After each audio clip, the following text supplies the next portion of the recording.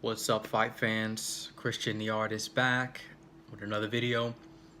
This time we're going to be talking about the Daniel Cormier Derrick Lewis fight, which is coming up this Saturday, which I believe is November 3rd. So for this fight, I think, to state the obvious, Lewis has a lot of power, big right hand, and we know what Cormier brings to the table in terms of his conditioning, fact that he's undefeated at heavyweight. Basically, to make a long review pretty short,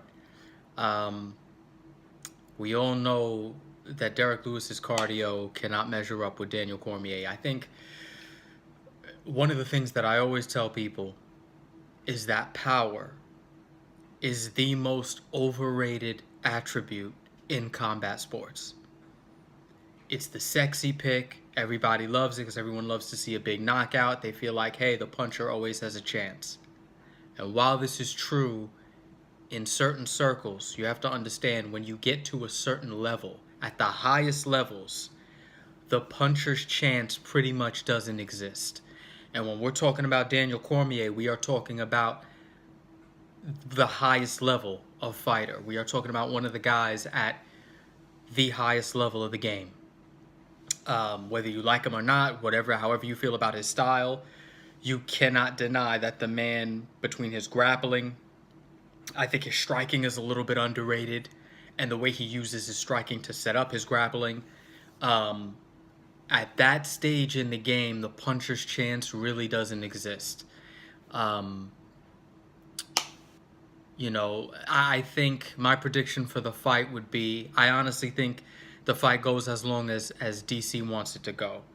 My prediction would be, I think it's Cormier either by submission or by TKO stoppage by the second or maybe third round. Again, that to me is depending on if DC wants to take it to the third round and just really make his work a little easier, just to exhaust Derrick Lewis. I think he's going to put a pace on him that Derrick Lewis just simply isn't going to be able to deal with.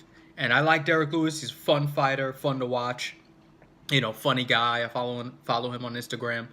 But I do think his right hand being his big weapon, you have to also remember Cormier is shorter than Derrick Lewis, which works in Cormier's favor. Derrick loads up with that overhand right. You create a pocket for DC to just slip right under and grab a hold of you. And again, being the shorter man, that's going to be a little bit easier.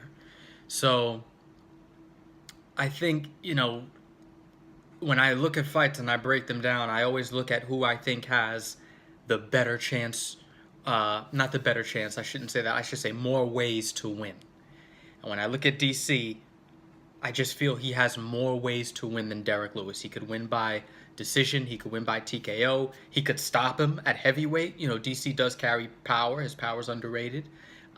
He could win by, submission, whereas Derrick Lewis has one chance to win, and that's by knockout. That's kind of like you're putting all your chips on a guy getting struck by lightning or eaten by a shark. You know what I mean? So that's my prediction. But as always, look forward to the fights happening. This is why we watch the fights, because there's always that element of you never know. But I really think this is DC's fight to lose. All right, y'all. I will catch y'all after the fight.